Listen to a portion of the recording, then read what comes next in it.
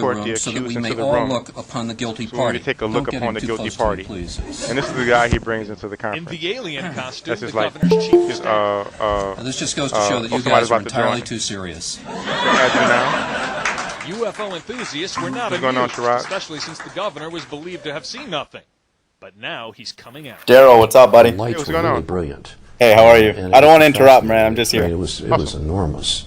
And It just felt who is your otherworldly. name in the You know, in your gut, you could just tell it was I'll give you the link. otherworldly.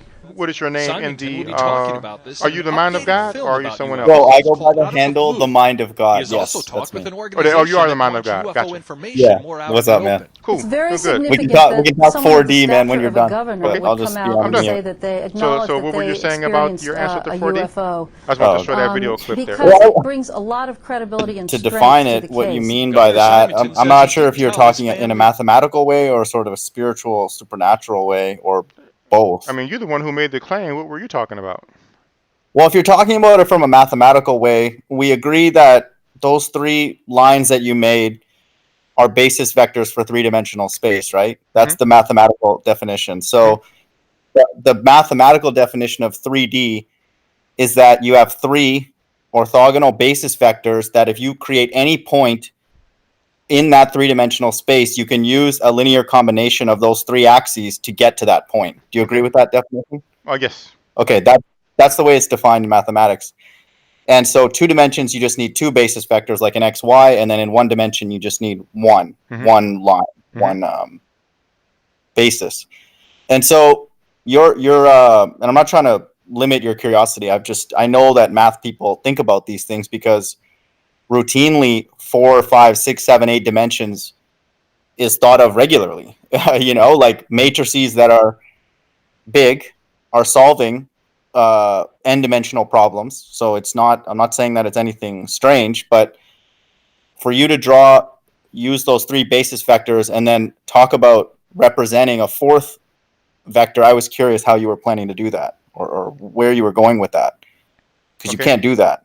And your answer to the why we don't have access is the fourth dimension requires the spirit world to experience.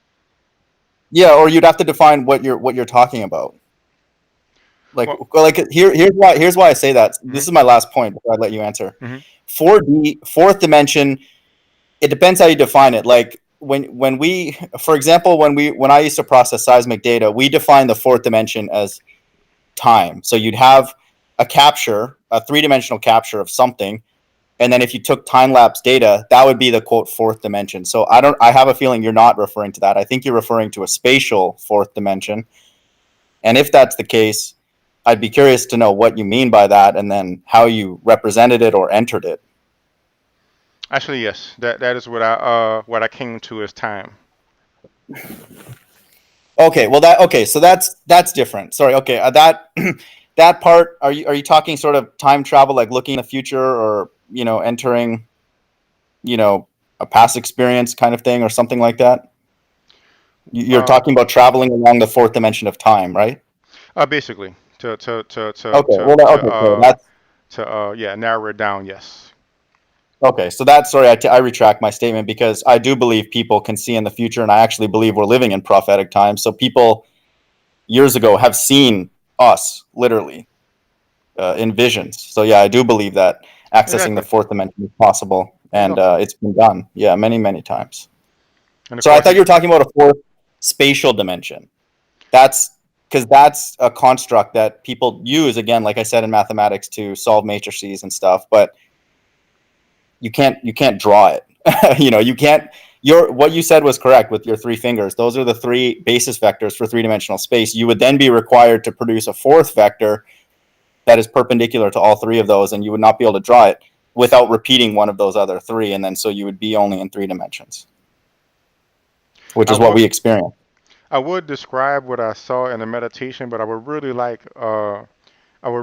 somebody else to actually try the experiment and see what they see first, and then we could compare notes.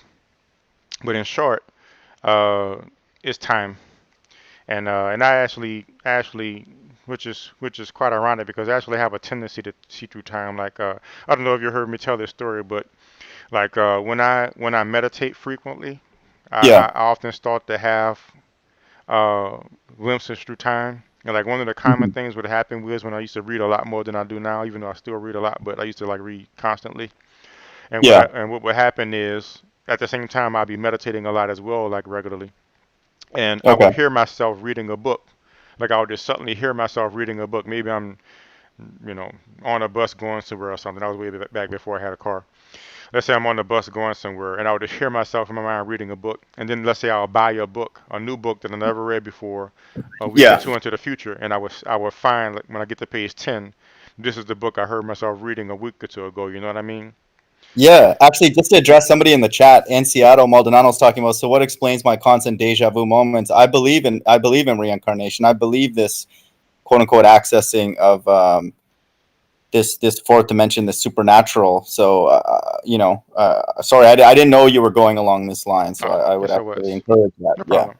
So when you were saying fourth dimension requires spiritual yeah, world experience, you were saying it can be accessed through spiritual experience. correct. It can Okay, actually, because good. just to give you an example, and you might actually sort of echo this. People have seen UFOs do things that are what we would understand as non-physical. So they That's are correct. accessing dimensions. They're able to come in, quote unquote, in and out of our reality. So they'd be in what I would call a fourth, fifth, sixth, seventh, eighth dimension. So yeah, I agree. it's kind of known. Yeah, they're actually traveling at 90-degree angles, which I don't know how much you know even about the sort of just the geometry. Being able to technically move in a perfectly 90-degree path is non-physical, because you're required to be in sort of two places at once, which again would require a higher dimension to do that. Why would that require two places at once? It's like, like if you have a pulse train, like imagine if you have like a zero and then it all of a sudden goes to one, like if you flick your switch on for Hmm. your light or whatever. Hmm. In a theoretical sense, like in electrical engineering, we would model that as like a pulse. It went from 0 to 1. Okay. Like Drake says, 0 to 100 real quick. This is Okay. going to 0 to 1 real quick. The only problem is you cannot do it infinitely fast, because that would require infinite energy, because you'd be at 0 and 1 at the same time. So we use it in electrical engineering as a construct, but you cannot be in two places at once in our current understanding. Hmm. But if these UFOs are truly traveling in these paths that we don't understand, they would have to be accessing some other dimension. I don't even know if fourth dimension is even the right way to call it, but they would be accessing something else. How much research have you done So into these people who let's say, profess knowledge of how these craft work? How much research have you done into that? not much. It's all hearsay. I've just seen what's on the news lately, mostly, Hmm. and just assume that. Like I approach it from God, from the Bible, because I know or believe that those UFOs are God's angels, so they're capable of entering and leaving our experience Hmm. freely. I see. Now, Yeah, let me just say one yeah, thing first before we move on. You, the man of God, hmm, are the first flat earth I've talked to so yeah, far who's made a claim and answered this yeah. claim. So respect. Respect. Joe, you made a lot Had of to say claims, it. bro. You haven't back it up, man. I got a question for you. So let's say we have two boats. Well. I'm happy to answer that, but I do want to Yeah. finish this topic first, though, All right. because Yeah, being my that you bad. answered Go the for it. claim, I don't mind conversating with you and sharing what I researched and stuff about ETs, about this topic. And plus, since the topic is ETs and UFOs, I want to make sure I mention it too. Oh, that's dope. Yeah. Okay. So, based upon my research and again, the information that I experienced getting from ETs about how their craft work, I'd associated that. So I can't claim it's from firsthand knowledge anymore.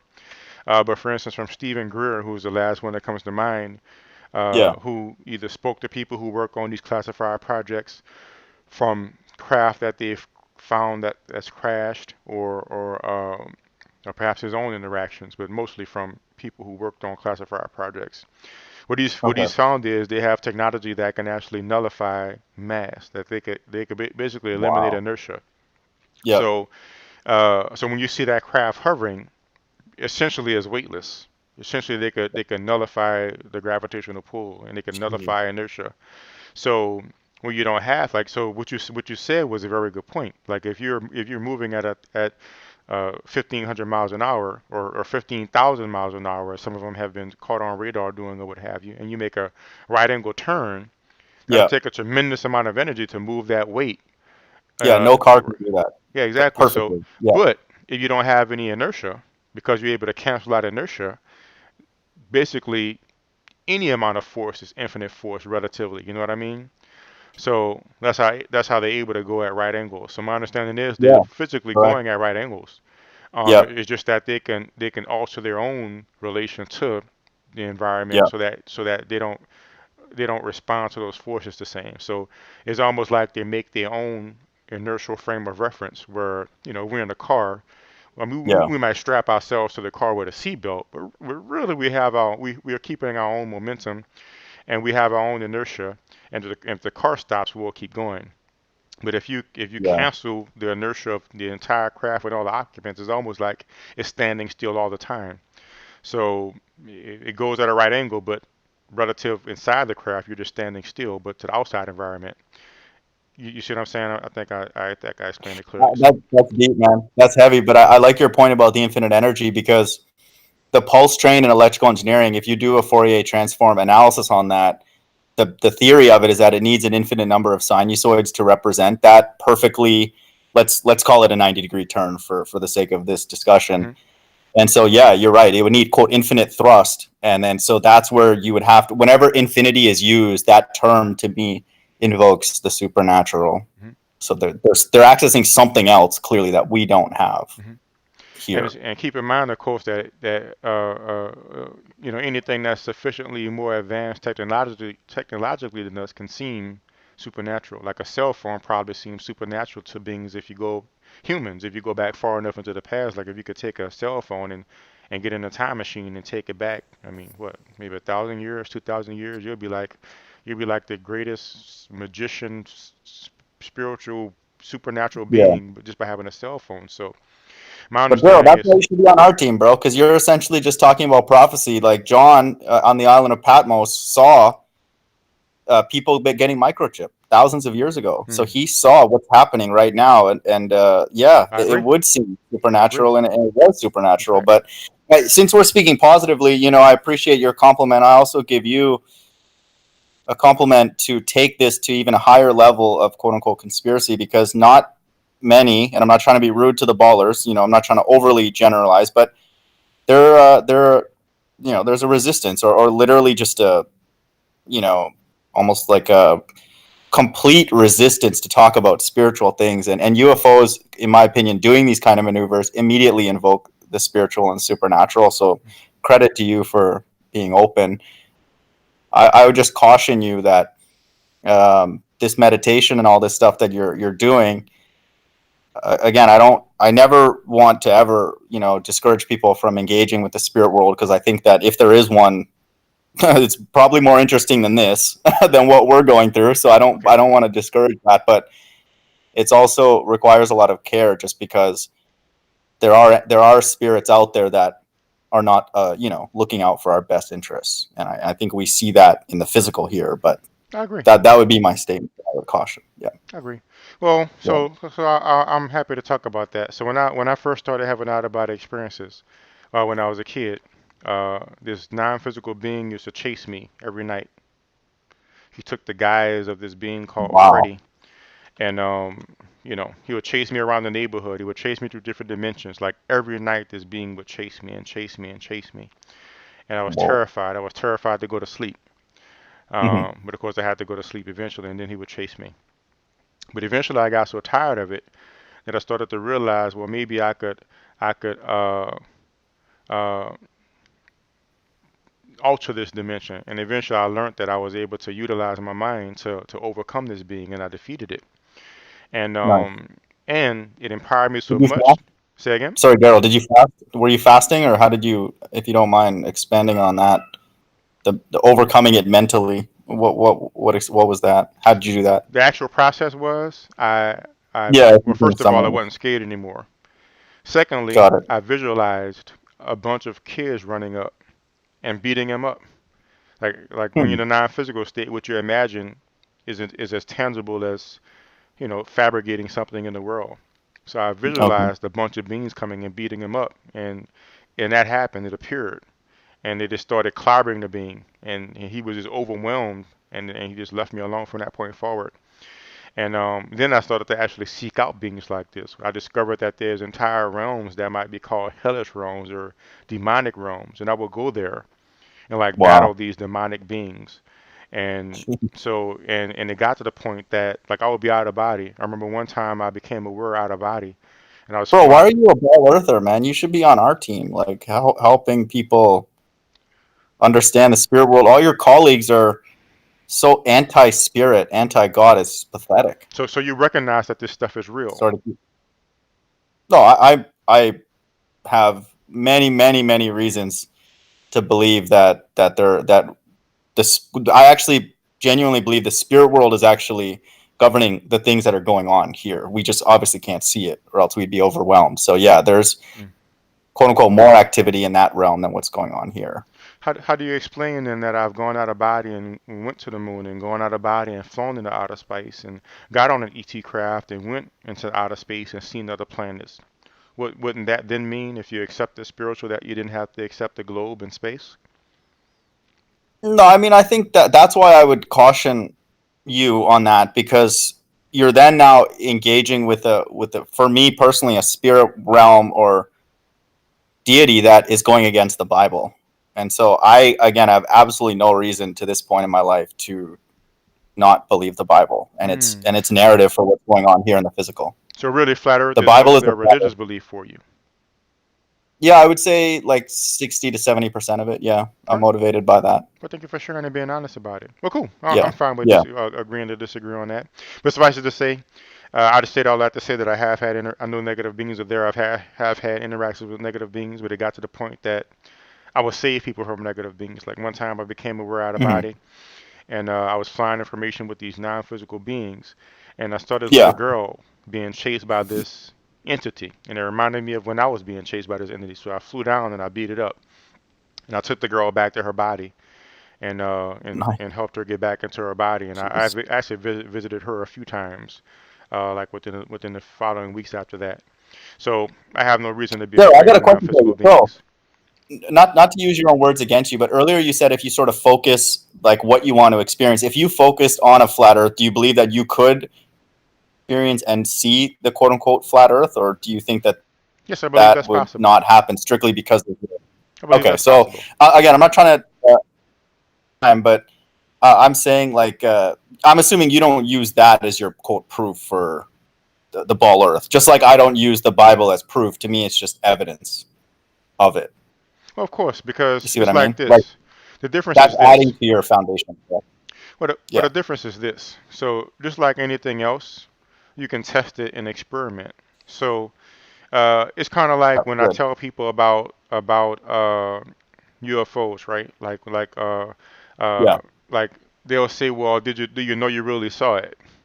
Right? But if I was to come to you and say, "Hey, I went Oh, to the grocery store and I they're saw they were everywhere. selling apples," you wouldn't question that. Or if I Yeah. told you, I went outside and I saw this stray dog, you probably wouldn't question that. Or if I told Yeah. you, you understand? Correct. So if I Yeah. see that with the same eyes that I saw everything else with, and it's the same experience where I saw everything else, why suddenly is that in question? You know what I'm saying? So I've gone out of Yeah. body and I've Yeah. Man. confirmed things. I've gone out of body and I've met people in experiments and confirmed it. I've gone out of body and seen things physically and confirmed it.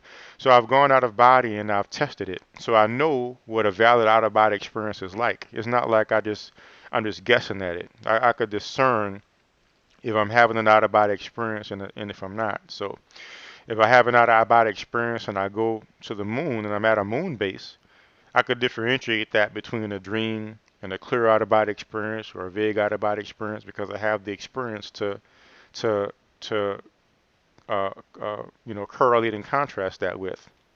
So Yeah. so in other words, it's not like I just woke up one day and that's the only experience I've had. I have um, I don't really know how many experiences altogether, but I don't want to give a false number, but a lot of experience over the years to hone my ability to discern what type of experience I'm having, and I can let you know from experience that space is real and other planets is real. Just like just like Lewis was able to tell me that we met out of body, and just like I was able to validate what the environment around Big Ben looked like when I went there out of body. When I finally was able to see a picture of it later, a physical world picture that matched my out of body experience. So I've done enough tests to be able to discern in my experience, um, when it's an accurate experience or not. Um, so that's my position on that. So you do believe then, like even taking a step back from this, you do believe that that a quote spirit, a non-physical being, created us, right? And this earth and whatever. Obviously, you believe it's a ball, but you don't believe in the statistical Big Bang, Yes, in right? my experience, one mind made the Big Bang. Okay, well that's good. You believe in a creator of some form, like an intelligent, not a we're not a result of a statistical chance, right? No, no, that's Okay, not good. true. Okay, cool. Well, dude, that's a breath of fresh air because again, we're fighting. Again, I'm not trying to lump you in with everybody, but a majority of the people that you're associated with, for better or for worse, believe that the universe had a cosmic sort of statistical alignment and then created all the things that are around us, and that immediately, to me, at this stage of my life, really well. So I don't even really try and go there that much anymore because I know that that's ridiculous. Like a person can believe that, You but going the on, Banto? statistical probability of that happening is it's impossible. Hi, my friend. Oh, good. It's pretty hard to imagine that something could come from Yeah, nothing. it Uh, can't. Yeah, it violates the first law uh, multiple times. But yeah, it's just that So credit for you for not believing that nonsense. So but that's a whole nother story. But suffice it to say that the right. universe a mind did project the universe. But it's a different question of where that mind came from, though. But Yeah, fair enough. I would just say I would I would caution you, like I said earlier, but I would never ever want somebody to spirit world because then that would be, in my opinion, hypocritical of me to and you, say that live in the spirit and act in the spirit but not engage with it. I would just caution you that there are a lot of spirits inhabiting bodies on Earth that are nefarious, and then one would think that in that realm that they also are not very nice. So you probably already know this, but just exactly like I said, because, yeah, I have nothing to worry about that. I've seen pretty much any kind of negative being you could imagine, and right. I have no problem with them anymore. Since I was like in my in my lower double digits of age, I haven't had a problem with them since. So, but they are there. Yeah, you are correct. But they're so one thing to keep in mind is this is what a lot of people I find don't realize. So do you realize that we're spiritual beings as well, right? I'm not quite sure yet, and I'm not trying to be rude to anybody or even myself. I don't know if everybody has a quote unquote spirit in them, or just some people and some have. Some for sure do. Yes, that's a fact. I see. Yes, Well, in my some have experience, something inside of them that will live on past their body hmm dying, their heart stop. Yes. I see. Well, I've been to the non-physical state. Yeah. I went and met my grandmother after she died. I've met other people out of body when they were unconsciously out of body and confirmed it with things with details about things in their life. So I know for a fact that everybody has a Wow. non-physical aspect. And so I also know for a fact that when we meet a non-physical being out of body, they're just like us. It's just that we have a physical body as well. So just like how you said, there's negative people, there's negative spirits that inhabit bodies, meaning other human beings who are negative, right? Negatively Yeah. focused. So Yeah. basically, you kill that Right. person, and you kill that person's physical body, and the being is still negative. It just don't have a body anymore, and that could be a entity you see in the non-physical world. But just like how in the physical world, like I'm a man, you're a man, and we're just both humans, we're both equal. Mhm. It's the same thing in the non-physical. So people, for some reason, assume that just because a being is negative, somehow they're more powerful or something. I need to be more worried about them. I am as well. So whatever powers they have, I have the same Mhm. powers. So whatever they could possibly do to me, I have the same potential of force to do it back.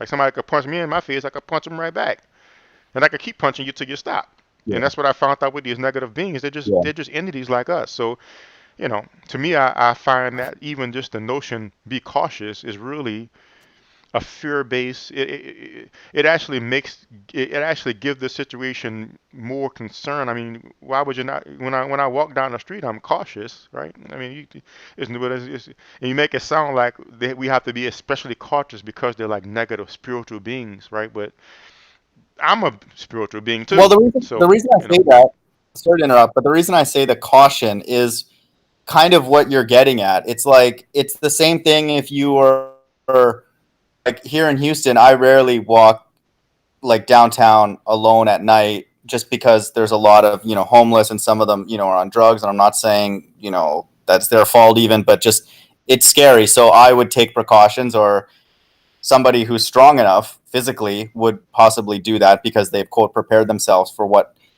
may happen. And it's the same thing in the spirit world. Jesus describes spirits that are subject to only him because it required him to fast, and his disciples were not able to cast out those spirits because they did not fast. And he is literally perpetually fasting in terms of his a hierarchy. So Christians believe he's the highest spirit on the right hand side, and every spirit beneath him left hand side obeys him.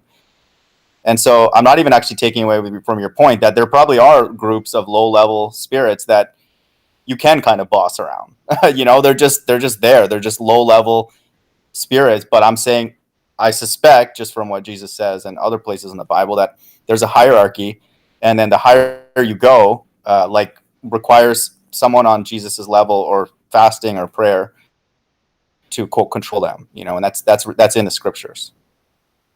okay, well, thank you for sharing. That's what I meant. You probably couldn't pick that up from what I was saying, but is that again, I never want to discourage anybody from interacting with the spirit world, because to me it's there, and if it's not, nothing will happen. It's like it'll answer itself. If there's no spirit world, then they're wasting their time. But in my opinion, it won't even be a waste. It'll probably be meditation, quiet time, or whatever. But I do believe that there's one, and then there'd be the same things needed, just interacting with humans. There would be a preparation needed to interact with spirits, and I have a feeling that those spirits know a lot more than we do because they're in a different dimension. They have access to these 3 dimensions and more.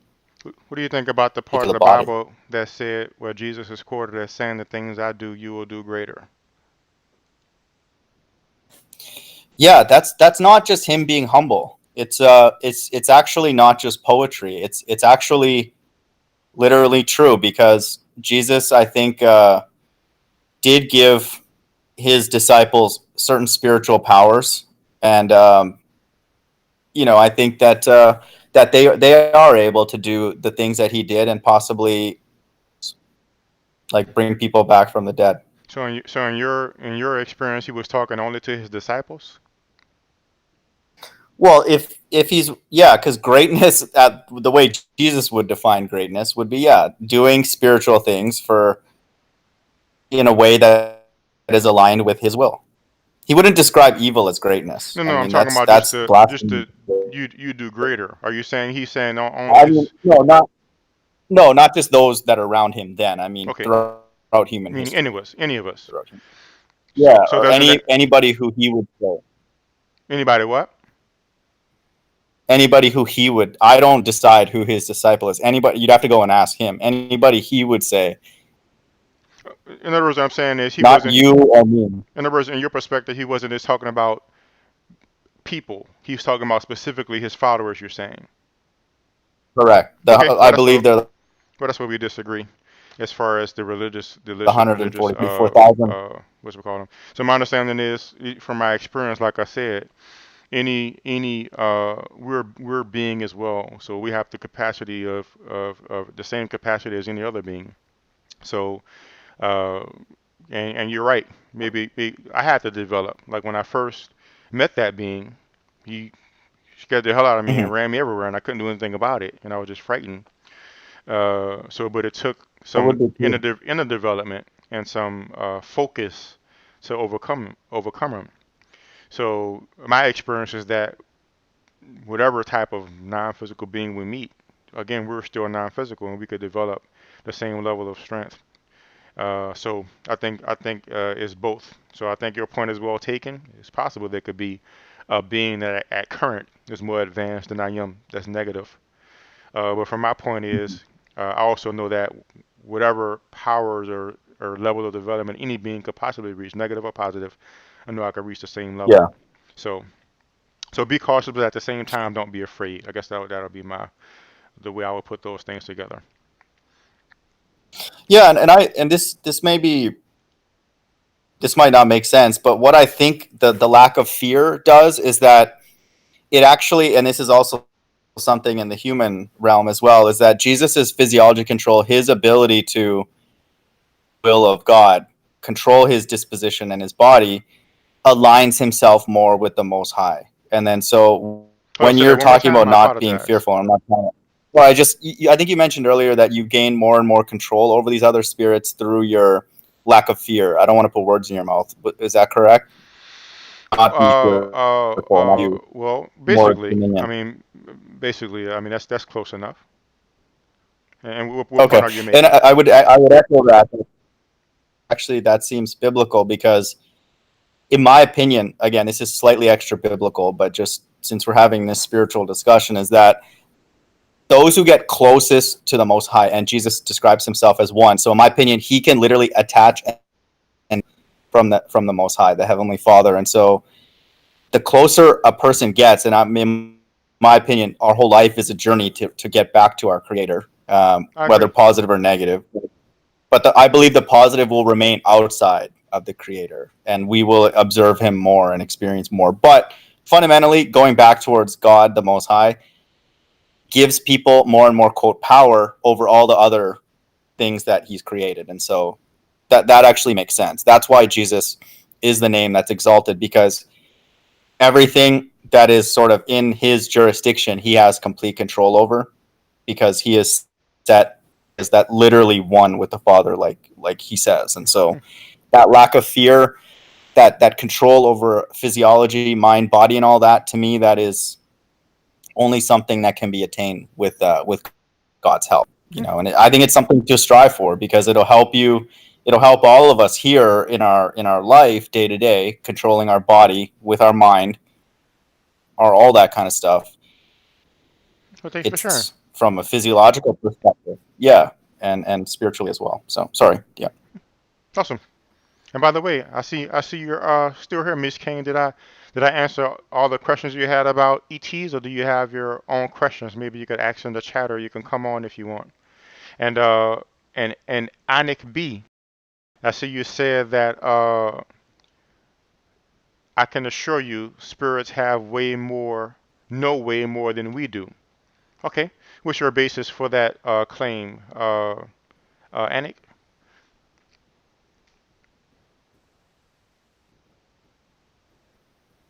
Maybe I don't know if know more is a better way. They have a different vantage, because one would think if you're in a higher dimension, you have access to all the lower dimensions. It's the same thing as, like, if you're on the z-axis, you can see everything going on the xy, right? It's kind of like you're hanging from the top. I would Okay. think if you're in the fourth dimension, you can see all the x, y, and z. Same kind of thing. Well, so going back to the extraterrestrial topic, I'm aware that we are actually a pretty um, basic planet, pretty low level planet. I mean, we seem to fancy ourselves as being very advanced, and of course, for a while we believe. I guess maybe. Do you believe that extraterrestrials are real, or are they not real? Like there's only humans made by God. Those are God's angels. So you believe? I believe Jesus is a so-called black man, and I believe that the UFOs are actually piloted by so-called black angels, and people have seen that. You say Jesus is a what? Black man. I believe the Negroes in America are the biblical Jews, and Jesus looks like that. I've heard that even the Bible says his skin was burnt.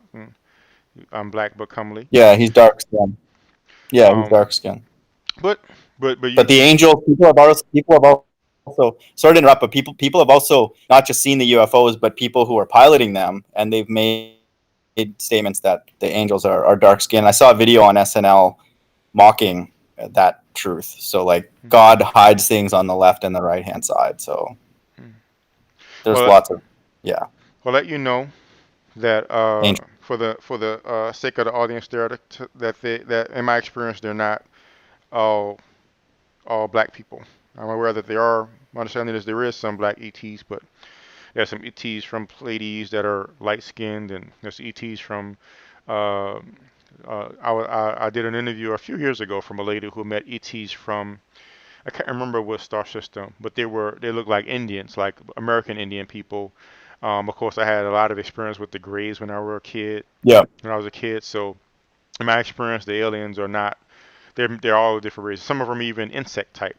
Like several people have mentioned having sightings or interactions with the sort of mantis type beings. Um, Riley Martin, and I'll pull up his website. Maybe go look at some of his writings. He had interactions with and seen many different type of beings. Some of them insects, some of them reptilian. So in my research and Darryl, I got a question for you.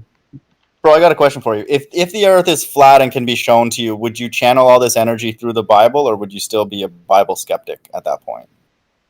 Would you give the Bible more sort of I don't want to use the right word. Would you filter a lot of these experiences through the Bible if it's shown to you that it's flat using a drone or rigorous? And I apologize. Let me make sure the stream is still working. I had to refresh. Are y'all able to still see the stream, guys? Uh, uh, uh, if you can, go ahead and give me a what's it called them. So you're saying if you can show that the Earth is flat? Yeah, Um, because obviously it will be shown eventually without any obstruction. I mean, it's just Unfortunately, sir, inevitable. that's an impossibility because the Earth has been thoroughly, physically and non-physically shown to be a globe. So I mean, if Yeah, something when, is dude? I've been in this debate. I haven't seen it. When did this happen? right. For a few years, I haven't seen anything. I mean, if you could really, I wouldn't mind having another a discussion with you about the globe, being that Sure, you, sure. yeah, because I've so far you will, if you make a claim, you'll back it up. So I don't mind having a discussion with you, but it seems like that'd be too far afield at the moment, and I'm pretty certain that you've seen pictures from the Hammurabi before, right? The Himawari 8. Yeah, I mean, So to you, that's fake, right? yeah. Yeah. So I mean, you're saying show me, but then when we show you, you call it fake. So I mean, I don't really see. So a certain extent, I don't see a point in it. But at the same time, like I said, you know, I think we could still have a good discussion. But Sure. suffice it to Yeah, say, yeah. in my experience and observation, both from picture evidence and the ISS is circling and SpaceX sent up their rockets, has been physically proven. Non-physically, I've been to outer space and out of body experience. I've been to outer space Well, on you go on alien our side, craft. man. I've been to the moon and via the out of body experience. So all of these things would have to be somehow overturned to somehow show that the Earth is flat. So I mean, it's really is I mean, it's like so thoroughly established as a reality that it's not even. I mean, I see there's absolutely no point going into a what if scenario if you show the Earth is flat. I mean, it's just all I would just say is if it is flat and you have proof, just show the proof, and we can go from there. But some what if thing, I mean, that's just absolutely so pointless to me that I'm not even going to engage in it. I mean, if you have some proof of flatness that you want to show, I'll be happy to look at it. But this what if thing is pointless to No, me. that's why I was thinking we could.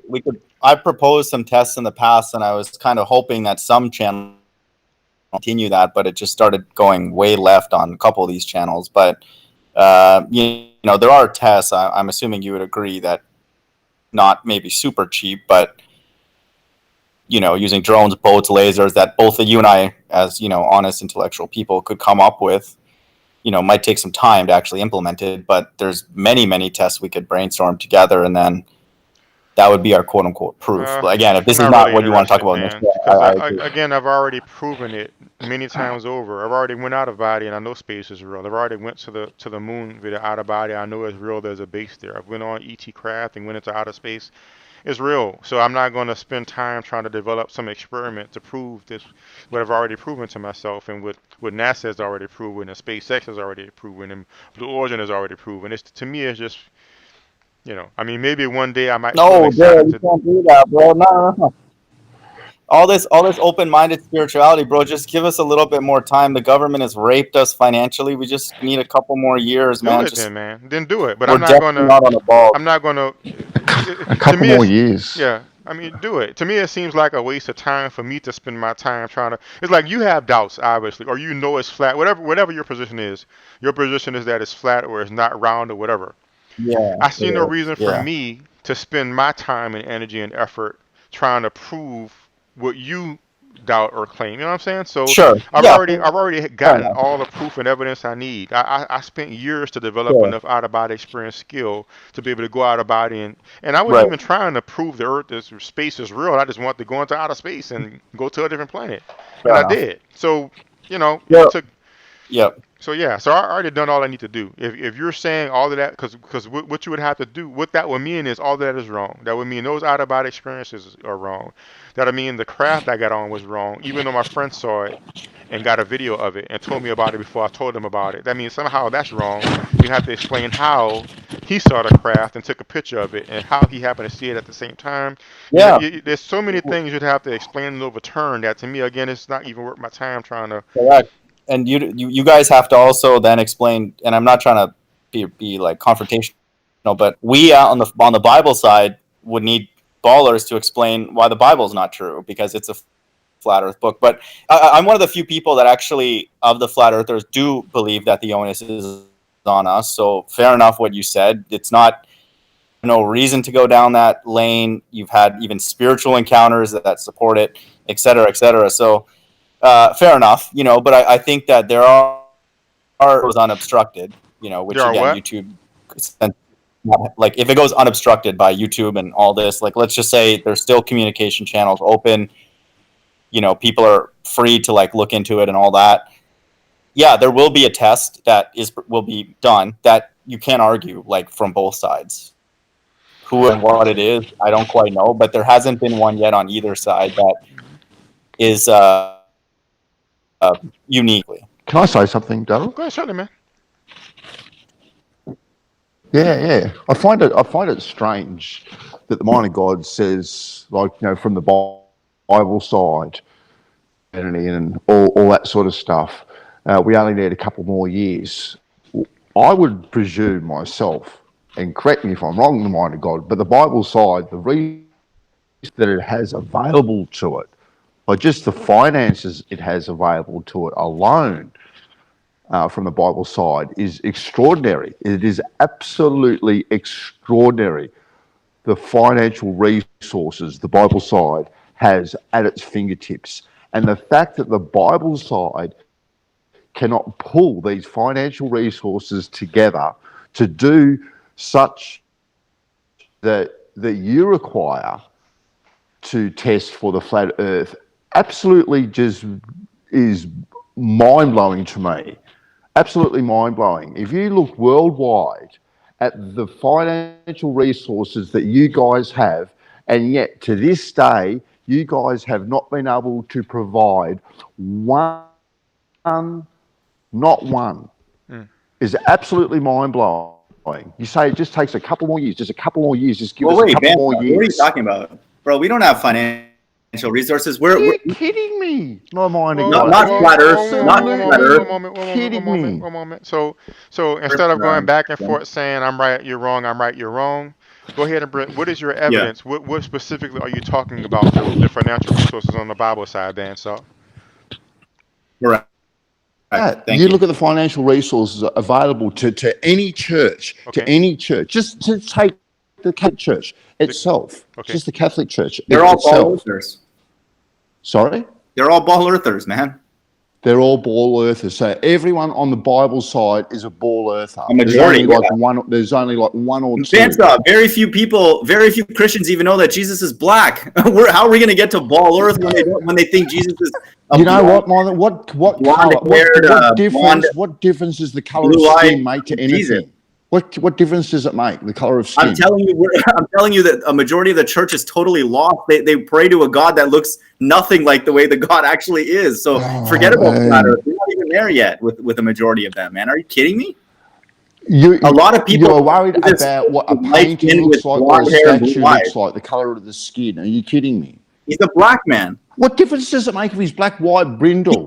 I'm using this as a point to tell you a majority of these people that you claim are our financial underpinning are totally lost.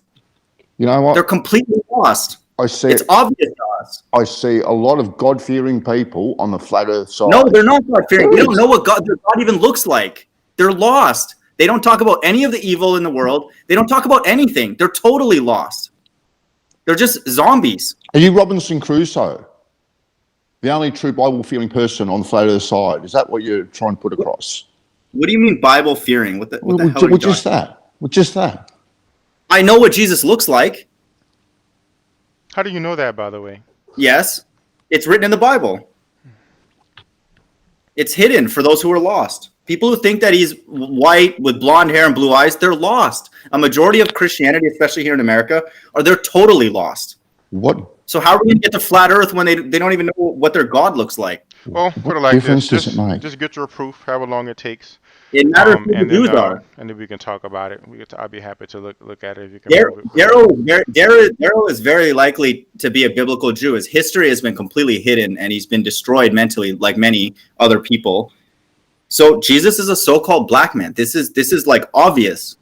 Mm-hmm. I mean, I'm familiar with the Bible verses that refers to There's that many of them. to that effect, kind of. But just to set the record straight for anybody who wants to know, there's this guy named DarrylEBerryJr who was met by these ascended masters, and they actually showed him what the people of that time looked like, meaning what Jesus would have looked like. And I asked the author this myself through email, and he confirmed that Jesus would have looked more like a Jew, like a Jewish person, but darker skin, like the skin of an Arab person, but sort of the features of a Jewish person. But like it's not true.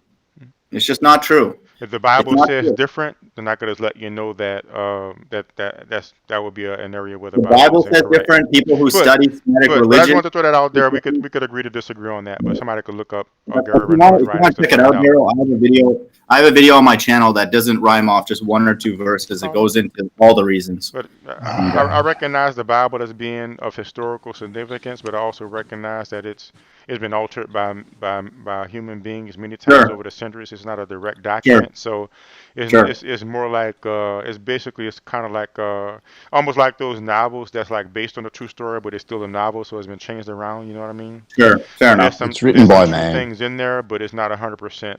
Darryl, check this out. But, you know, that's enough of that topic, though. I wanted to go ahead and finish. I was leading into something about the ETs. I was starting to talk about how we're a basic culture, like some of the ETs, like the Pleiadian beings, are very, very like the beings who make this craft, right? Like you are correct. Like when I talked about the 90-degree turns, that's basically just a physical thing. They just know how to make themselves free of inertia. And like we were discussing, if you have something with basically no mass, just some slightest touching and zooming off, right? So they can just go at a right angle. But people have also seen craft disappear and reappear. Yeah. And so these have to do with different dimensions. So one way I'm starting to characterize these things is what we might call the spiritual dimension is simply just a different frequency of energy and matter. So they could simply take their spacecraft to a frequency where it's not affected by space and time in the same way, and that same massless propulsion, they can do it basically outside of time and space, and just pop up at a different area. Basically, that's one way they can do it. Or like the way Bashar, who's channeled by Darryl describes their travel. They can basically take a spacecraft and put it in its own field. Like basically they could separate it off from the universe in its own field, so it's not necessarily connected to the universe. And they've learned how to plot. Like earlier you said that basically you take the XYZ axes and you can use those axes to just plot any point in space, right? You know, Mhm. X1, Y2, Z3, or whatever. Yeah. Well, they learn how to do that. They've learned how to plot every single point in space. Well, maybe not every single point, but they learn how to plot enough to where if they're in Aldebaran and they want to come to the solar system, Mhm. they can separate that craft off from the surrounding environment and impose upon that craft the vectors for, let's say, Earth near the moon, and it will just wink out from Aldebaran and appear Earth near the moon. So they could literally just wink out from here and reappear there. And these are physical beings. These are not, again. So in my experience and research from both because I've seen grays, I've seen even though the Pleiadian one is kind of vague, that was more of a dreamy type experience. So I can't really 100% count that as evidence for myself, but it lends towards. But that's still a vague one, but it lends towards the type of experience. But I've definitely seen grays. I've definitely seen the Assassini, which is a mix of human and gray. I've seen this humanoid type being with this bulbous head with brown skin. So in my experience, there are several different type of aliens, and they do have physical form. So when the guy earlier said non-physical beings have no more than us, the fact is you can meet non-physical beings that know more than us on Earth because we're a very primitive society, really. From an intergalactic perspective, we're quite primitive. When you That when you makes sense. huh? Yes. That I agree with that. Yes, from what I see. Yeah, Yes. but when you get the beings like the Pleiadians or the Essassani, spiritually they're very advanced as well. Like when you learn about the way they think about things and their understanding. So I would say that is very unfair or unbalanced to just say spiritual beings know more than us, as if there's something different from us. You know, I know for a fact, like when I was around between 17 and 22, somewhere around there, I practiced going out of body to the point that I was conscious 24 hours a day. Like I would lay down to go to sleep, but I wouldn't lose awareness. I would just get out of body, and then I would be out of body until it was time to get back in my body. And I would get back in my body and pick up my body and go around the physical world again. So I was conscious 24 hours a day, and my reality took a sort of surreal type of state where it was almost not physical and not non-physical. It was like sort of a blend between the two.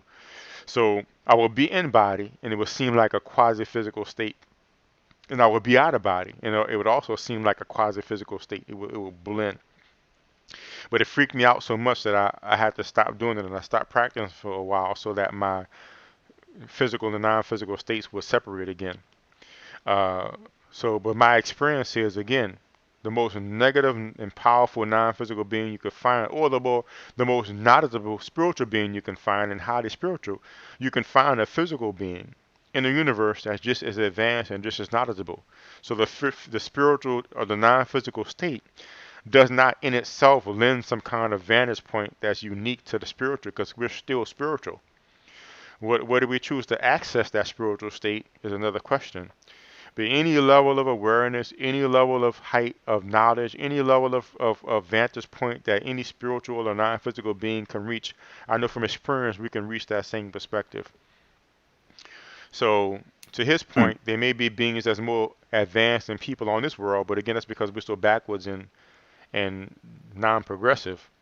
But we could develop ourselves to that point. That's where the Buddhas and the Jesuses come from. And then when you get to like other races of beings, entire civilizations are that advanced. So that's my Dude, our experience Earth and is filled with observation. idiots, man. Like we have complete morons everywhere on Earth right now. Like, yeah, I agree with that. The Earth is literally the dumbest that it could possibly be. So yeah, correct.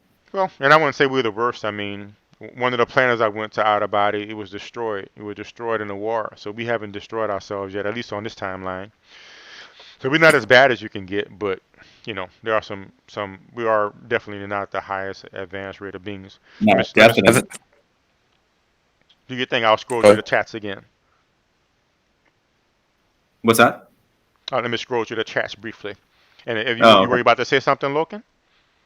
Yeah, I was just wondering if any of the any of the beings that you've come in contact with, like, have talked about, like, maybe is there any like hostile alien civilizations that are like conquering planets, or is that just like a primitive thing that advanced species don't do? No, the fact is that does happen. If you look up Lisa Royal, there's only a few people. Like I've read many different channeled writings, but there's two channel writers or teachers whose works to me are true, and that's Lisa Royal and Darryl Anka. And Lisa Royal channels some of the Pleiadians, and they talk about the history of the galaxy basically. And there was a period of time where there were interstellar wars going on. And Bashar talks about those. I remember him. He would talk about those times. He talked about those beings. So my understanding is there are beings in the universe that are negative and that will rule Oh, just like there's people here on the planet. they're like going from galaxy to galaxy, just Yeah, my understanding is like there are. But this is what Bashar okay. said about it. He said that ultimately we decide our own reality, and that's a Pleiadian thing as well. And the reality that we experience will be based upon how we think. So if you, this is not the whole experience, but I'm just speaking just from one level, from the interplanetary level. Mhm. If you have a very combative or fearful state of mind, then you'll exist at a frequency where you can run into those type of beings.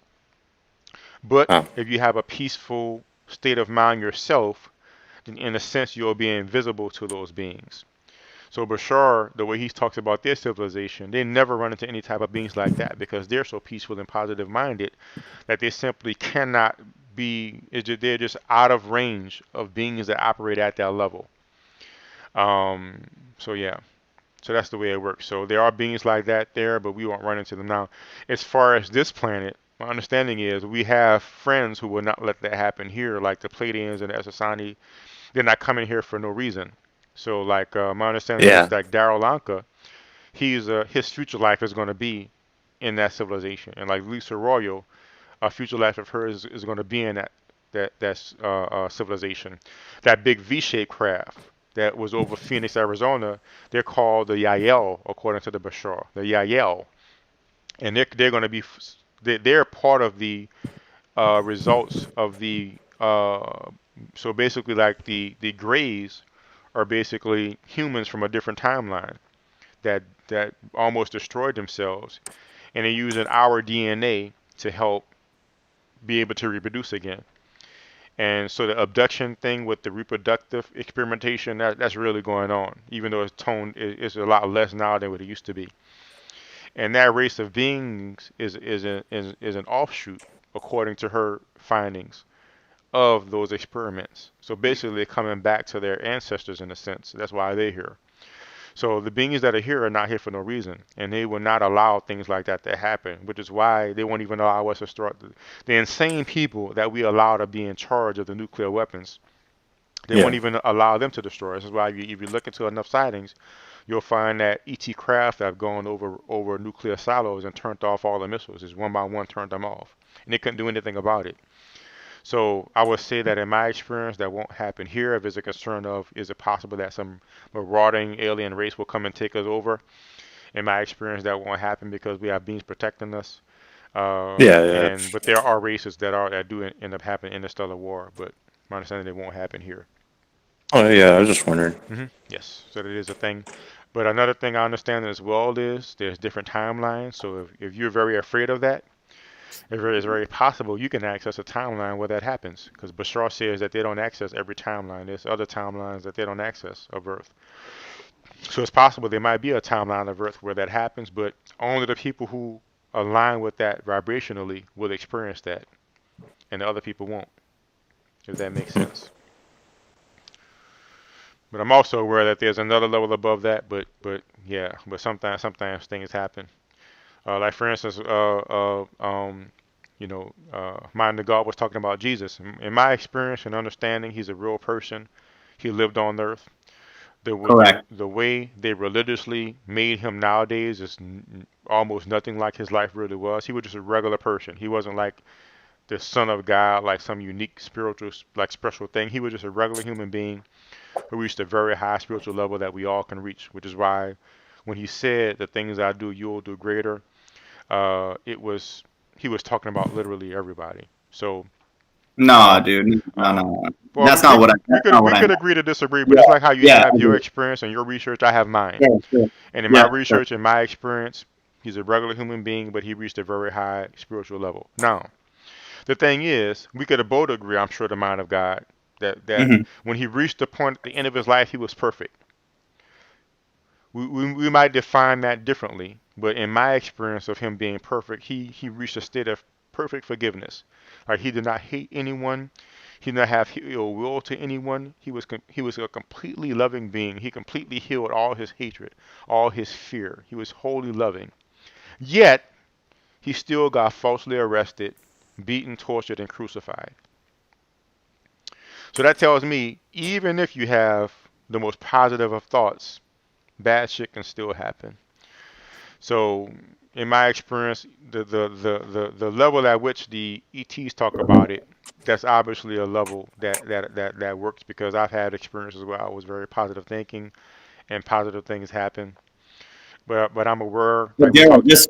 just a quick point. Well, let me finish this point though. Okay. Yep. I'm Yep. also aware that there's a level of mind that projects the universe, and it's not, from my experience, it's not God in any sense of like religious word. It's a mind that's full of fear and guilt, which is why so many worlds end up with fear and guilt. And from that level, bad shit can just happen. So, but what I try to do in my life is I just try to do the best I can to try to be positive, so at the least, if something bad happens, I won't be causing it myself. And I just try to do the best I can to align with a timeline that ends up in the interplanetary society. That's why I started talking about why I give my OBE books away for free, and I'm trying to align myself with a mindset and a way of being that's matching that type of society, so I don't have to experience some marauding ET race or some, Orwellian dystopian government, which is where we're heading at. But I'm doing my best to try to steer myself away from that. What you want to say, mind of God? Daryl, just to challenge your understanding or definition of perfect, Jesus was not, in my opinion, the way you presented that sort of hipster. In Luke 19:27, it reads, "But those enemies of mine who did not want me to be king over them, bring them here and kill them in front of me." So, in mainstream Christianity is a complete joke. And he certainly was loving and compassionate and humble to those who were the same. But those who rejected his divinity, his sacrifice, his oneness with the Father, he stated this in more sort of a parabolic way. But I believe, and many of us now believe, that that's literal, and we're in the last days, and he will actually be doing that. But anyway, so yeah, I would challenge what you just said about his quote perfection. It is not the way you describe. At least, certainly, this verse goes against that, and many others. Okay.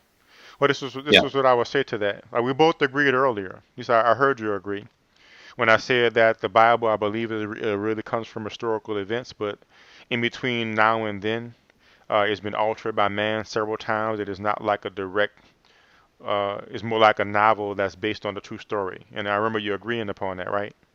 Certain translations, yeah, and some of them are specifically there to remove, for example, Jesus' skin color. There are some versions that Well, I literally mean, will just remove. based upon that point, we could both. Do you think there's any version of the Bible that today is a direct 100% reflection of what we have learned if we would have been there at that time? Yes, I'll agree with you on that. Yes, There's correct. no Yeah, Bible that's 100% reflection.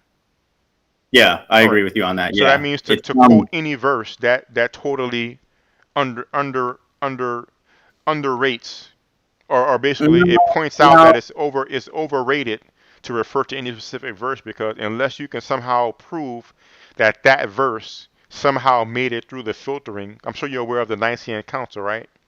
mhm. People got I'm together sure. and, huh? Yeah, Yeah, but so also I think you're aware of statistics, right? If you have many that support one sort of narrative, then I agree. If that was the one verse that was plucked out, yeah, there might be room for a debate whether it should be taken literal or whatever. But yeah, I mean, there's the whole book of Revelation reaffirms this, but you're getting at. what the But problem with that is this though. According to my research, some things were copied. So in other words, if I tell you that um, that I don't know, that if I tell you that this bowl is blue, if I tell you that the bowl that's sitting on my table is blue, right? And you write it down. Then you saw it was red, right? But I tell you it's blue, and you write it down, right? Yeah. And let's say somebody comes along and they copy that, and somebody else comes along and copy that, and let's say 10 people copy that. Yeah. Does that make this bowl blue? No, of course not. So if you research Bible scholarship, you'll find they mention something called the Q gospel, like this mysterious gospel. And so what they found is that several of the different stories come from the same source, but were just copied multiple times. Yeah. So what that means is just because you might have several chapters of the Bible or several verses of the Bible mentioning the same thing, that doesn't mean it's true. So you will have to come with something different other than it was said several times, because different people can repeat the same inaccuracy. Yeah, fair enough, Darryl. I mean, we're not just strictly, just reading, like with our brain turned off. I mean, we're reading these things, examining what's going on in the world, what God has given us through common sense, what some people would call quote common grace, and then Romans 8:16 says the Spirit Himself testifies with our spirit. I mean, we don't have to go into the specific. I'm just pointing out the fact that just giving a verse doesn't prove anything. Just giving a verse doesn't prove anything. All I'm saying. So in No, other but I words, just you want to might actually read that verse and you have your experience and your research and you come to a different conclusion. I mean, that's fine. And I can read that same verse with my experience and my evidence. I come to a different conclusion. But just pointing to a verse doesn't mean that's the way it is, because we both agree that the Bible is not 100% what it was. You missed the point. The verse is you didn't even listen to what it said. It's talking about the quote spirit, which is outside of the Bible. So it's saying that there's a spirit inside of us, which I think you would agree based on this whole discussion. It's saying that the spirit that's in Christ, the spirit's that's the Most High, resonates with ours, and there's a communication that we don't always understand, but I believe it to be there because a lot of us are drawn to truth and we don't know why. So those spirits are interacting, and Romans 8:16 says that that interaction identifies us as God's children and gives us the ability to discern whether certain verses. What you're saying overall doesn't match my research and experience, so we'll just have to agree to disagree. I mean, you can refer to a verse, but again, it's not a direct 100%. You have not been able to give any proof that verse. You have not been able to give any proof that particular verse is 100% what would have been back then. So you're still going off, like you said, your experience and how you see things. So again, we could disagree to disagree. But until you can give some kind of evidence or proof that yes, this is a direct verse straight from what Jesus would have said back then, and here's my evidence, and here's the original version that they dug up somewhere. Unless you can do that, we're still going to have to. That's the same as me asking you. I'm not going to believe the ball until I go out in outer space and see the ball. You can't do that for me, and I obviously can't do what you're asking. So that's an outlandish request that you're making. Just to round out my point. My point was that a spirit that is in us. Again, I mean, I don't want to just talk. My point is not to just talk about. I appreciate your belief. Dude, I have like 10 more words and I'll finish my point. No, you're not. What I'm saying is, I understand you have your beliefs, but my point here is not to have a Bible discussion. So that's not what the show is for today. Maybe we could have another show about that. But the show is not about having a Bible discussion. And my understanding is you believe in it and you want to proselytize or just share your word or whatever, and that's fine. But that's not what the show is about. So I just simply pointed out the fact that unless you can show some kind of proof that that's the direct word of God or something, which you say that's an outlandish claim, you can't do that. That means you're just coming from your interpretation or experience. So we just have to agree to disagree, and I'll just try to stay on topic. What's going on, Cruising with Jay? Doing good. So I won't stay on much longer. I'm actually on a bit longer than I planned, but whenever there's a good conversation, I might stay on a bit longer. So I'll just scroll through the chats and see if there was any questions I missed. Do you have any follow-up questions about ETs, Loken? No, not really. Thanks for sharing, man. You're welcome. And Junior, and that's Anacito Maldonado Jr. said the last time he engaged with the spirit world, something was dragging me out of bed. No thanks. So, there was this lady, I forget her name now, but that's how she first got into the out-of-body experience. Like, regularly something would grab her and drag her out of bed and like drag her around. So that does happen.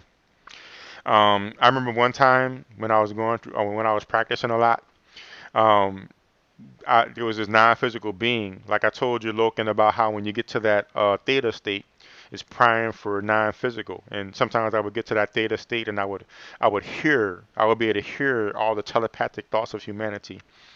So, and sometimes I'll be able to hear into different dimensions. And one time, this non-physical being started coming and was saying, "Meet me." She was telling me, "Meet me." She wanted me to meet her out of body. So I was working on trying to meet her out of body. But one time I was trying to get out and I was stuck. I could move the middle of my non-physical self, but my head was stuck and my feet were stuck. And I asked her to help me out, and went into the floor and flew up and tried to like ram me out of body, but I still was stuck. She was like flying up trying to ram me out. So it's not necessarily a bad thing. I mean, I guess it could have been some negative being trying to scare you, but it's not going to hurt you. I've had non-physical beings like that non-physical being try to help me out. I've talked to non-physical explorers who went and helped people out, and again, I've read about people being dragged out non-physically. I guess it's not so uncommon of a thing, but it can't hurt you. They could just drag you out and maybe scare you a little bit, but then you could just explore after that if you want. So it's not really such a big deal, but I understand it can be frightening when it's happening if you don't know what's going on. But yeah, non-physical beings might grab you and pull you and poke you. I've experienced all of that. And it's cool that your father knew your brother was going to die. And I think I addressed Anik's spirit thing. And Bansaw say I don't put much credence in the Bible myself. I don't either, really. I take my experience and my research and I go through it and I see what truth is there, and I just discard the rest. But there is some good truth in the Bible that I've found. Correct. And I agree as well, Bansaw. In the end, it doesn't matter what skin color Jesus is. It really matters his message. But the fact is, I was very interested and I want to know the truth. And since Gary Renard, it's a long story about the experience he had, but suffice it to say, these ascended masters showed him exactly what the people at the time looked like, and it was good to know what he looked like. And, Darryl, let's say your kids drew a picture of you. Well, let me get through the I don't mind engaging you again, but let me get through the comments first. I just want to make sure I get through all the comments. But it was good for me to know from my experience. Gary Renard knows what he's talking about, and everything he said in his book. At least I will say, I can't say every single thing, but because I haven't had enough experience to validate every single thing, but I accept his books as true. So I accept their explanation of what Jesus looks like to be true. Welcome, Maxwell. I'm glad you joined. And Junior asks why Flat Earth has so many contradicting beliefs. Saturday I already have who is it going to debate? Sean Hawkins is going to debate Stationary Earth Montreal at my regular 11:30 time. But if you want, we can schedule the time tomorrow or Friday. The Mind of God, and I'd be happy to get on. We could talk about Jesus and God. We could talk about the flat Earth, all that other good stuff. But that's to Junior's comment. He was saying, why does the flat Earth have so many contradicting beliefs, theories, or ideals? That seems like that'd be a whole show. So maybe we could talk about that with Mind of God one day. Yeah, I'm open. I'm subbed to your channel, so I'll see when you go live. Awesome. Yeah. Hebrew. And Junior is saying the Bible has been translated too many times from its original written text, which is not even Hebrew. It's an ancient Hebrew language. The closest comparison would be to Hasidic Judaism. And I think, welcome cruising, Jay. Welcome cruising with Jay. I think Yeshua spoke, what was it? Not Semitic, but Sumerian? Not Sumerian. What was it? What was his original language? Do you know? Aramaic. Aramaic. That's what I was thinking about. That's the one I was thinking about. Yes, Aramaic. That's what he spoke. Hey guys, when he was on the cross, and he said, I can get the actual wording, like the Father, why have you forsaken? I can get it right now. I know what you mean. My understanding is that's not a true one though. Based with from what I remember right, what the Ascended Master said, that's not an actual quote from him. Like some of the things in the Bible that he said he didn't say. This must be reasonable to accept if you accept that it's not a direct 100%. People have added things in the years. People have subtracted things. The closest thing I could find to be a direct It's still not 100% because it's still been translated, but it's been translated and changed less than the Bible. It's the Gospel of Thomas. Are you aware of the Gospel of Thomas, the Mind of God?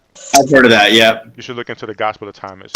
And in my research and experience, that's the closest thing you can find to directly what Jesus said. Again, it's still not 100%, but it's the closest I'm aware of that you can find today of what Jesus would have said back then. And it doesn't match the Christian Bible as like the accepted version of the Bible. It doesn't match that. It doesn't match that as far as the cosmology and everything. If you take that stance, I believe God is behind all the deception. He did all this on purpose. He wanted. That's a whole different discussion. That's one of the main. Well, that's not. I can't say that's one of the main reasons why I don't believe in the God. Like my experience tells me that the biblical God is not real. But suffice it to say, that God is insane. Somebody who will purposely put this information out. The government does that. We all know the government is crazy. The government does this in false flags. You saying God did a false flag? That's insane. The way I see correct. God, the God of the Bible says in many, many places, He's the author of good and evil. Mm-hmm. Yeah, that's insane. And that shows me that man got into that. But again, we could agree to disagree on that. Sure. Junior says, my mother-in-law is convinced of Jesus. I'd like to know. Go ahead. Go ahead, buddy. You're roboting out, man. You sound robotic. Oh, do I? Is that better? We hear you now. Yes. There you go. Yeah, I'd like to know why Hinduism predates Christianity and everything. So far that and they have several different gods, but yet Christianity has one God, and that God says you shall not believe in any other god. So what's going on there? There can only be one God by definition, because whichever God that is, and if there's one above, the one that made that one is the real God. So in any religion, by common sense, there is only one power. The Bible calls that entity the Father, the Most High, all these different terms. So it doesn't matter what religion you invoke, whether it's Christianity or Hinduism. They even have a supreme being. I believe they call him Brahman, Brahma. So like every religion, Allah in Islam, there's only one quote unquote heavenly Father. Isn't there two versions though? There's Brahma and something else in the Vedas. Yeah, there probably is Vishnu and all these other There's gods. Thousands. Yeah, there's lots. My family comes from a Hindu background, and there's nonstop God. And actually, when I told my mom that I became a Christian years ago, she's like, "Oh, I believe in Jesus. Yeah, he's just one of our gods, like one of the 50,000." So yeah, I mean, it's that's what a Hindu person said. That's what my mom said. I got you. Yeah, and I didn't realize Hinduism. people were involved in this God talk since I started reading through the comments. So let's go ahead on. Keep on going, buddy. Hinduism's really interesting. I think it says something that they will not disgrace any other religion. They will not look down upon any other religion. But that's probably why it's that's an evil thing, because that's laziness in the at best. But no, we have to examine people's beliefs because we're all sharing this earth. So that's not correct. We do need to examine. If I made a religion that randomly decides to just kill animals or people, no one should respect that. So the Hinduism, just that statement alone proves that it's rooted in satanic principles, or at the very least, lazy principles. We're not allowed to do them. I don't believe in satanic. And by the way, Maxwell, I agree. We make our own reality one way or another. This is one thing I noticed, by the way, Mind of God. We've established that the Bible is not 100%, and we've established that, you've established that you base your conclusions upon your experiences and perceptions and interpretations. So, but then I notice you come back and say, this is the way it is. Wouldn't that mean that's your belief or your experience or your perspective? Like, how can you take the Bible and tell someone else that's the way it is when it's a book that's not 100%, and really all you can do is take your own interpretation of it because it's not 100%. So, I mean, even if you took it word for word, it still contradicts itself. Exactly. So I mean, but even beyond that, though, even beyond the contradictions, though, But even Where beyond the does it say? contradictions, even if you take the Bible 100% word for word, that will mean so much percentage, whatever percentage of it that's been altered, you're taking that altered stuff too. So there's no even if you follow the Bible 100%, you will by Yeah. definition be following not God 100%. You understand what I'm saying? Because there's No, some stuff no, that's 'cause that's where you interrupted me and did not let me finish okay. my So let's verse. go. Since people are interested in the conversation, go ahead Yeah, and do your thing. Romans, like I said, so just so you know, in many, many places, not just one, so I'm not just cherry picking and deceptions and delusions. So that needs to be understood. You don't have to believe it, but that's what the Bible says. And then the other verse that I was using is Romans 8:16 says the Spirit himself testifies with our spirit that we are God's children. So there's a spiritual connection between whoever God's children are. Let's just say for now, hypothetically, I'm one of them. We're interacting with the Most High. He's setting this playing field. I believe it's a flat earth and creating all these deceptions. And this is, I don't want to call it a game, but it's our way back to him. He's allowing all these experiences, all these doubts, all this confusion to happen. Ball earth, in my opinion, one of the big ones. Atheism is bigger, I guess, the daddy of the ball. So the government and all this chase money, chase women, chase all these things. God is setting up this quote unquote playing field, and I hope that it's for a particular reason that we're going through all this. So yeah, he did create all this. There's how many different freaking translations of the Bible are there? Yeah, it touched many people's hands, and not all of them were pure and doing it for the quote right reasons, but Romans 8:16, like I said, says that we're interacting with God. We know Jesus says his sheep hear his voice. Love your neighbor, be humble, be merciful, be charitable. These things are obvious to us because he's communicating. The world does not teach this, but he teaches it to his children through the Spirit. Let me ask you this. Yeah. Is God all powerful? Yes, the Most High is, not Jesus. Okay. Is God all knowing? Yes, the Most High is, not Jesus. Okay. So that would mean God already knows who all is going to go to heaven, who all is going to go to hell. Is that right? Correct. We're living in hell. This is hell. Okay. So doesn't that mean that with 100% accuracy,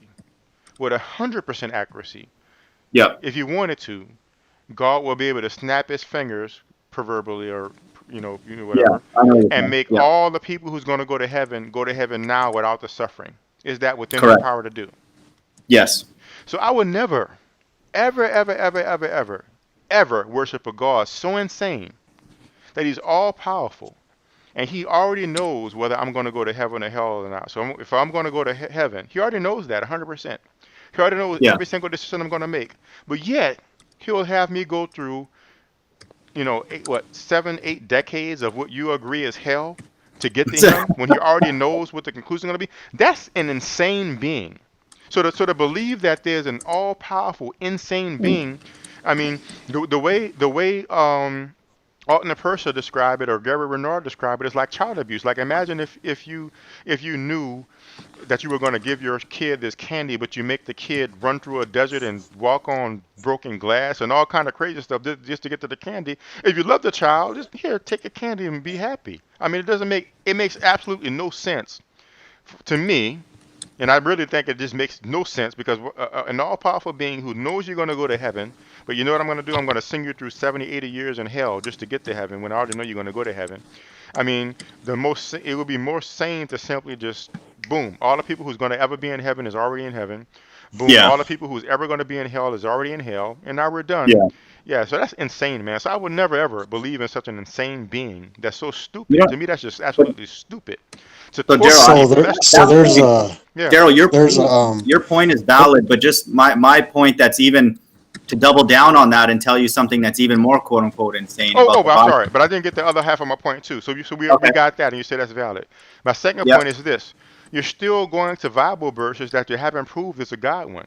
You're still going to Bible verses that you have no proof of determining is this one that's directly from what Jesus said or what God wanted, or is this one that the Nicene Council added or subtracted, or is this the one that somebody got wrong? You still are not able or have not yet proven, and you said yourself it's an outrageous claim. You can't go and dig up some document right now that shows this is directly from, and even the disciples. Are you aware that the disciples themselves didn't write what they wrote until years and years after Jesus was dead? Yeah, I've heard that. Yeah, so even the original, even if you got an original one, it'll be like if I was to, write a journal now about my out of body. So even now, you hear me when I talk about it earlier, I can't even remember the stuff these ET beings told me because it was so long ago. So it's the same situation. You have people who's writing. First of all, the first people wrote about it years and years after it happened. Then after that, people came along and changed it.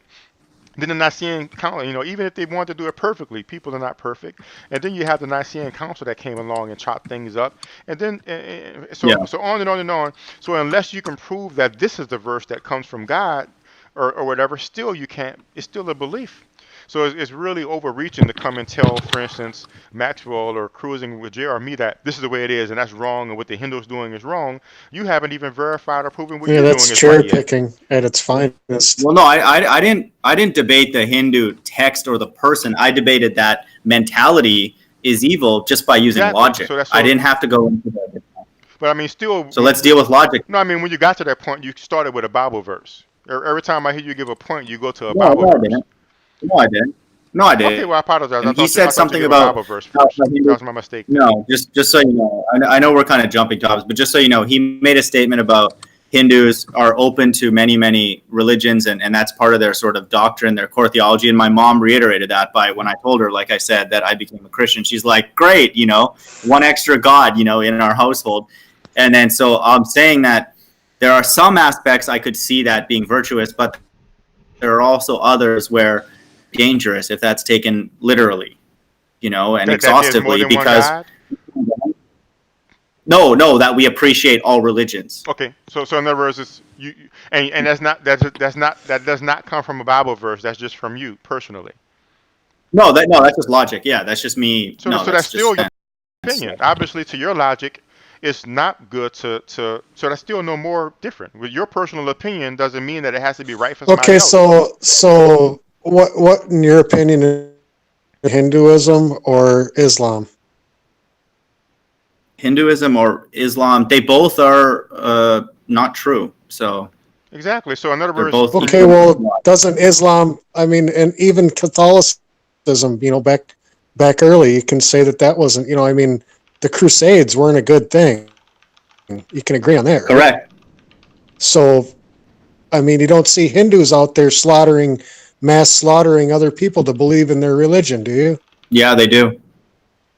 Yeah, you don't know much about what's going on in India. There's a big beef always for many, many years between them and the Muslims. There's always turf wars, man. It just because you see like Deepak Chopra on TV, don't assume that everybody is just a yogi and don't, I'm not trying to be rude, but don't assume that. It's just like people looking at Joel Osteen and saying, "Oh, that's American Christianity." No, Deepak Chopra and some of these fruitcakes are not representative.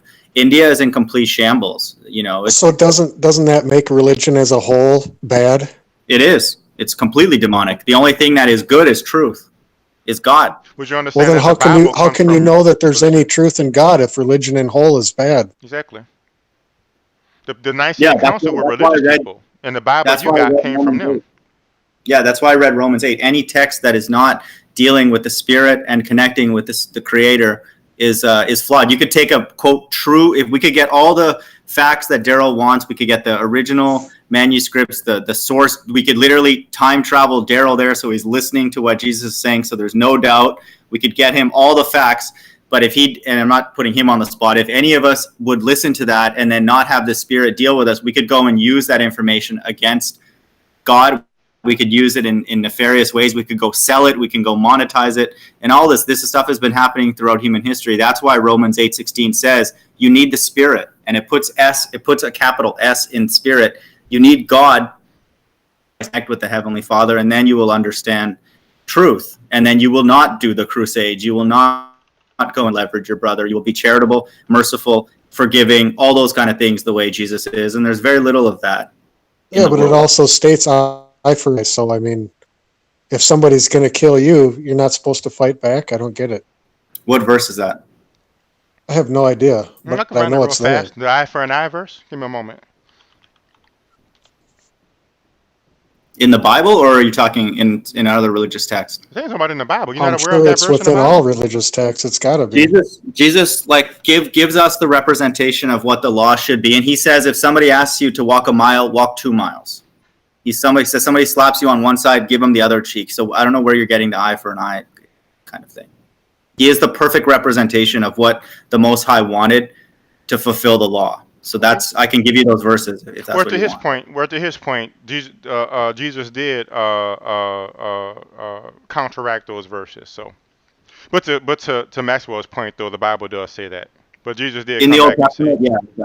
Yeah. There would be verses. I do feel like there is sort of a narrative going on where people are given the law, people are being groomed, for more and more truth, and then God, this is again his narrative. I don't give me credit for it or quiz me on it. He did all this. He made all of us, but he then brings Jesus Christ on the quote unquote scene to give us the perfect expression of all the things that he taught before. The reason, God can come and tell me, for example, and I've done a video on this.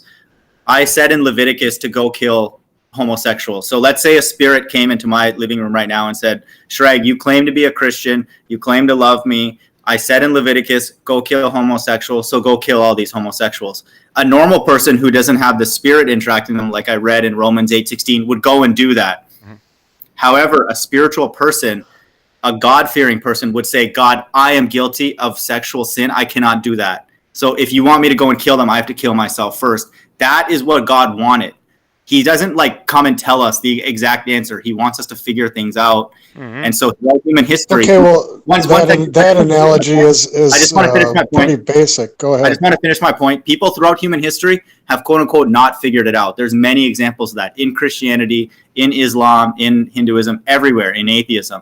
Jesus Christ, quote, figured it out. Everything he did was perfect. So that's our example. Yeah, but that's a bad example in my opinion, because if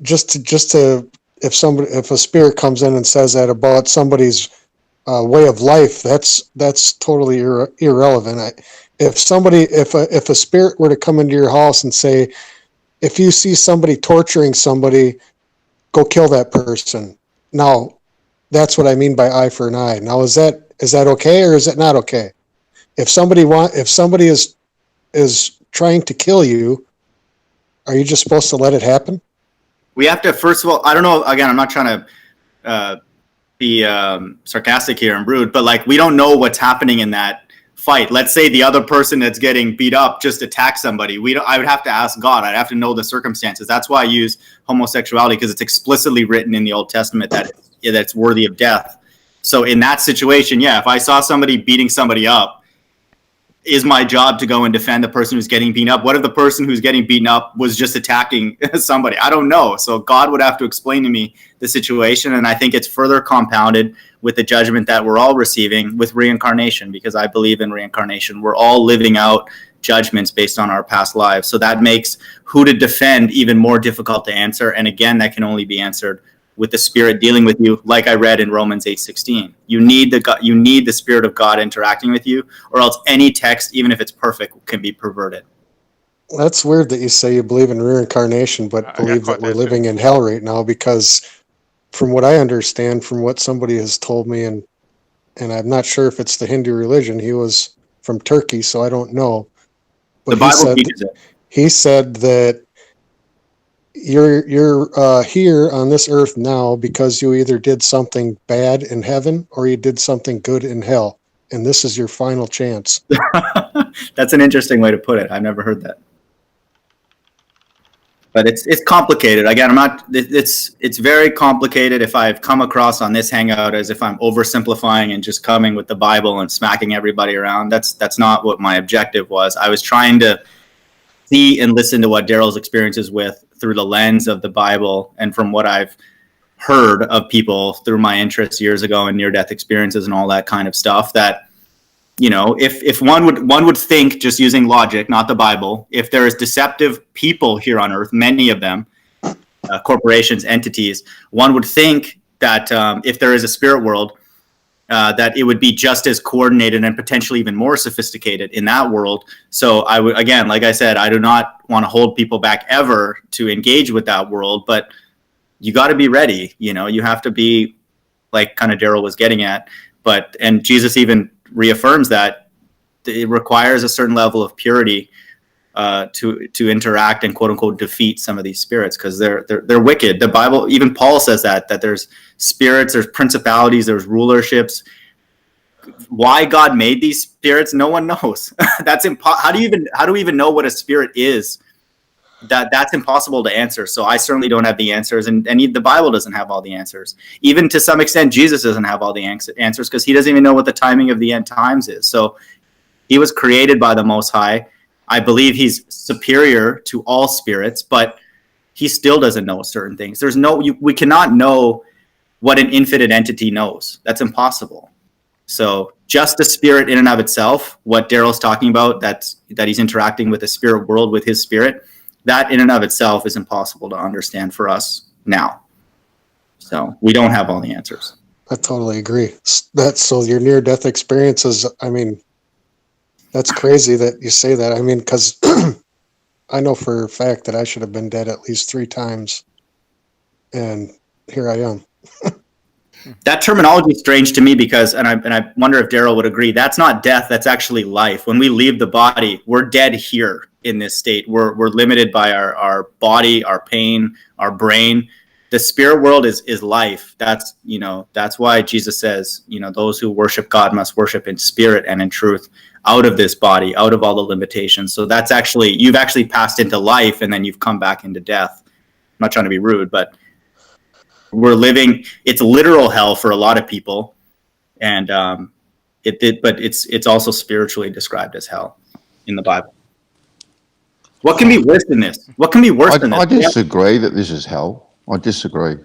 I disagree too. I totally disagree. I have a very blessed life, by the way, guys, and I have a lot of good. Sorry, Darryl. I don't mind y'all continuing on the hangout, but I'm gonna have to leave so I could get some sleep. But give me a moment. I'll close the stream. And y'all are welcome to stay on the hangout and continue to hash this out. It sounds like it's a good conversation. And by the way, is Friday good for you? Because I don't think it'd really be fruitful for us to talk about the Bible, the man, the guy, because in the end it'll just end up our own personal experience and perspective. But sure. I don't mind getting with you to talk about the flat Earth on Friday at 8:30 Central Time. What do you think? Yeah, there's I should be able to make it if you can just. Did you just leave the open link open, or do you want a private sort of? Oh no, it should be the same link, so we can use the same link. And I guess the only thing that worries me. Sorry, Darryl, to interrupt, but the only thing that worries me is that if you're not open to coming up with tests that we both agree on, then I'm just going to tell you stuff that I've seen, and you're going to tell me stuff that you've seen, and it will potentially be unfruitful. Well, but if you want to brainstorm, correct me if I'm wrong. If you have a proof that the Earth is flat, it should. No, I never said that. No. What I'm saying is, if you have a proof that the Earth is flat, yes, then it should stand on its own. Is that correct? Yes, correct. Okay, which I believe has not been presented on either side. Okay. Well, I would have said just get your proof. But I mean, so in other words, you're saying you don't have any evidence that the Earth is flat already. You don't have a 100% repeatable proof that is unique. No, because it could be the stuff that's going on with the images and the lasers. I think it's great, and obviously to me, as a strongly supportive of flat Earth, but there could be like a slight curve. I'm talking about that level of precision. No, it hasn't been done yet. I think it would take a little bit more time, sophistication, and money. And in my opinion, GPS drones are the two of the things that will be needed off the shelf unless the government gets involved. My perspective is this. I mean, trying to make an experiment where trying to confer with you on an experiment that can prove the Earth is... Huh? Let's call it a test, not an experiment. A test that can prove the Earth is flat is like me trying to make a test to prove this bowl is blue. The bowl is red. Don't matter how many tests we try to figure out, the bowl is red. We could try to... There's no test to make it... The idea of a test to prove it's blue or see if it's really blue is nonsensical. So that's the... So I mean, the Earth is... Well, you may not open up your mind, but you should open up your mind because the whole Bible supports the flat Earth. That's a big deal. Look in the mirror, dude. Look in the mirror when you say what does Hinduism say about the Earth? But I'll just say this though. I was trying to get that date set. I still don't mind talking about the if you want to get together Friday and talk about the evidence you do have, and I could talk about the evidence I do have, and you could let me know why it's false. I'm fine with doing that. So Would Thursday be better for you? Again, I'm not trying to avoid this discussion. I already know what's going to happen. I'm going to approach differently than you've probably heard before, and I don't think you'll like it, because I'm going to approach it from a mathematical perspective. I'm going to mention things about uniqueness, rigor, exhaustive. I'm going to ask you for mathematical proof that you've exhausted all the different geometries, and you will not go there. I've heard some of and I'm not trying to be rude, but that's where I would go, because like I said, the Bible's at stake here. So I'm not just going to do the Angles Polaris nonsense that. Do you have proof that the Himurari is false? Is a fake image? I don't even know what the Himurari is. Like true. I was speaking in shorthand. Do you have proof that the images of the Earth from the Himurari satellite that's orbiting at 22,000 miles up is a fake image? No, and you don't have proof that it's a legit one. So we'd have stalemate there. That's cancels out.